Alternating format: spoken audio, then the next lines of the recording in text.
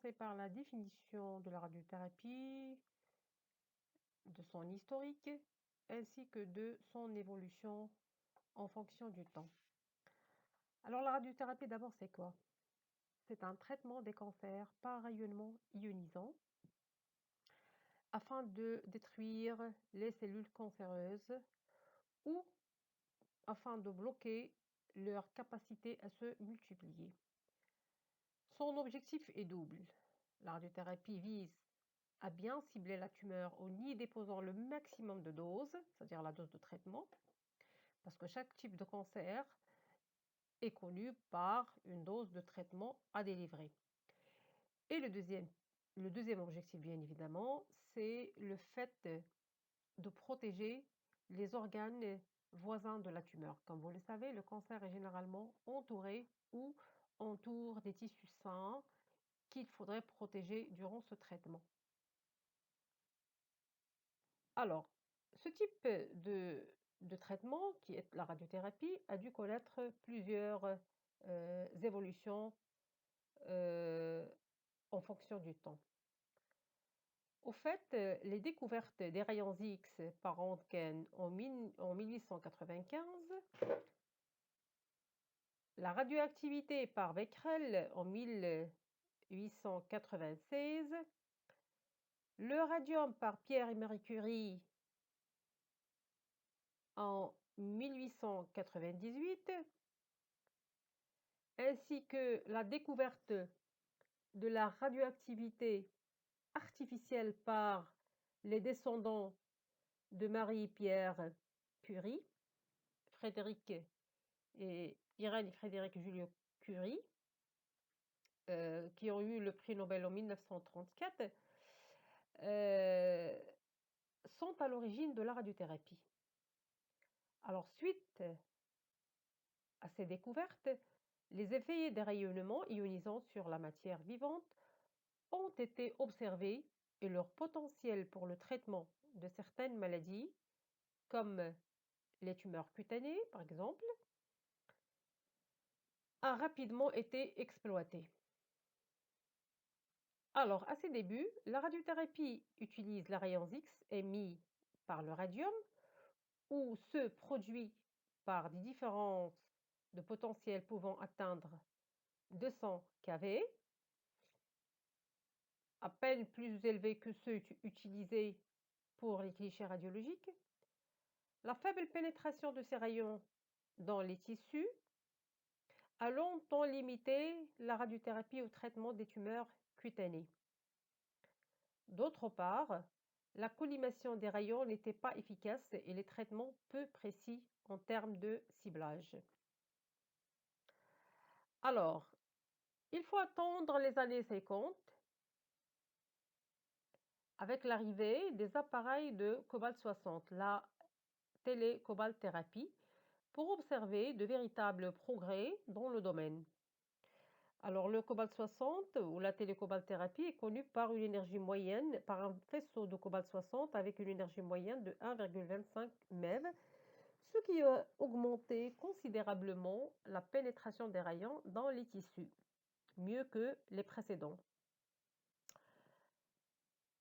Des collimateurs sont également installés sur les appareils afin de mieux cibler l'émission des rayons dans la tumeur et d'épargner davantage les tissus sains. Alors le cobalt-60, comme il a été créé aussi artificiellement, il est donc beaucoup plus accessible que le radium et les applications de la radiothérapie externe se multiplient dès lors largement. À la fin des années 60, apparaissent les premiers accélérateurs linéaires de particules qui produisent des faisceaux d'électrons et ou des faisceaux de photons de haute énergie. Vers 1974 apparaît la densitométrie ou imagerie scalaire. Cela conduit à une autre grande révolution dans le domaine de la radiothérapie. C'est la naissance de la radiothérapie conformationnelle à partir des années 90. Alors, la RC3D repose sur l'imagerie à 3 dimensions de la tumeur et des organes avoisinants.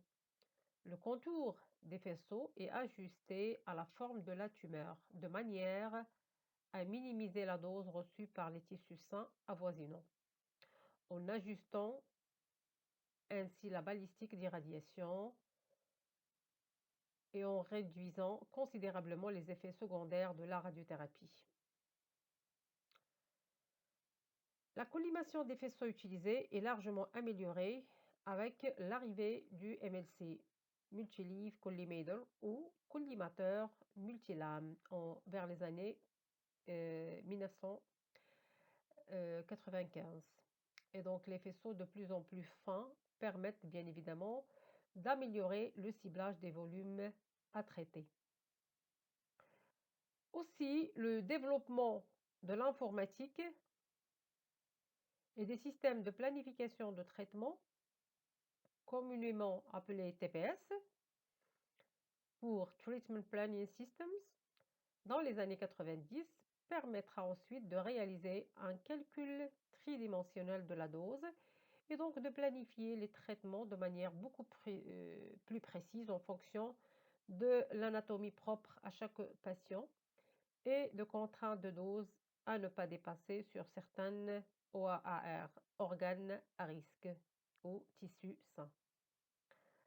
Au début des années 2000, le traitement se modernise encore avec l'apparition de la radiothérapie conformationnelle, cette fois-ci avec modulation d'intensité.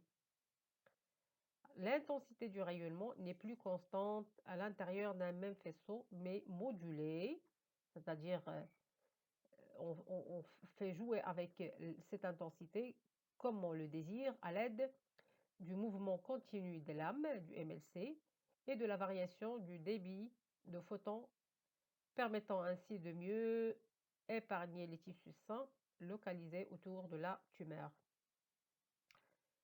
L'IMRT actuellement se décline sous différentes solutions techniques qu'on va étudier au fur et à mesure qu'on avance dans ce cours, comme VMAT, la tomothérapie, CyberKnife, etc., etc. Dites techniques de pointe.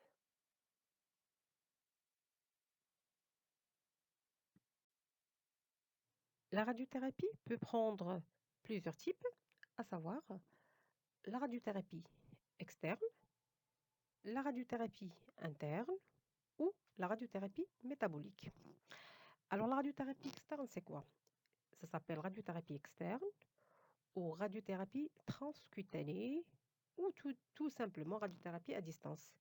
C'est un type de traitement par rayonnement ionisant des cancers, mais avec la source de rayonnement qui n'est pas en contact direct avec le patient. C'est-à-dire qu'il y a une distance qui sépare le patient à la source.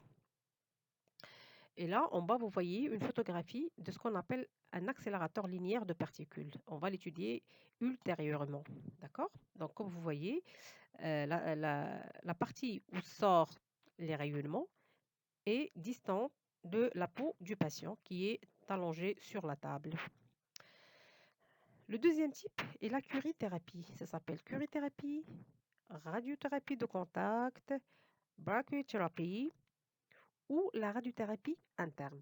Alors, ce type de radiothérapie concerne les traitements où les sources sont intimement liées, sont en contact intime avec le patient et voire même à l'intérieur des tissus du patient. Pour ce type-là aussi, la curithérapie, on a plusieurs types. Ça, on va le détailler par la suite. Alors, la photographie directement en bas, il représente une dame qui est traitée par curithérapie pour un cancer de sein. Et donc, vous remarquez que ce que vous voyez comme ligne, c'est par là où passent les sources radioactives. Et donc, par conséquent, vous voyez qu'on a perforé le tissu du sein pour pouvoir faire pénétrer la source à l'intérieur, c'est-à-dire pour être directement en contact direct avec la partie tumorale. Alors, le troisième type de la radiothérapie est la radiothérapie métabolique. Alors, ce type de traitement, c'est ce qu'on réalise au niveau d'un service de médecine nucléaire. D'accord? Alors, ce type, c'est pas comme les deux premiers, c'est un traitement qui se fait par administration de la solution ou du produit, je dirais, radioactif. Donc, ça se fait par ou bien en voie orale, par boisson ou capsule, ou par injection intraveineuse.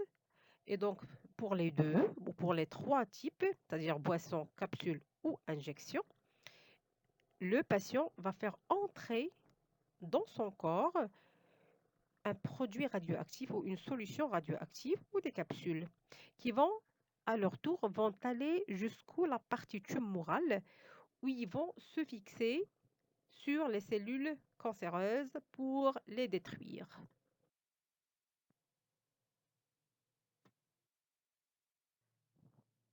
L'indication de la radiothérapie diffère d'un patient à l'autre, dépendamment du type de la maladie, de sa localisation, de son stade, de l'état général du patient, etc.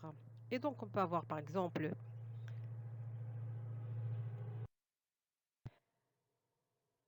on parle de la radiothérapie curative qui est normalement indiquée chez les patients, je dirais, de bon pronostic, pour lesquels on s'attend à une rémission totale de la maladie, une guérison totale.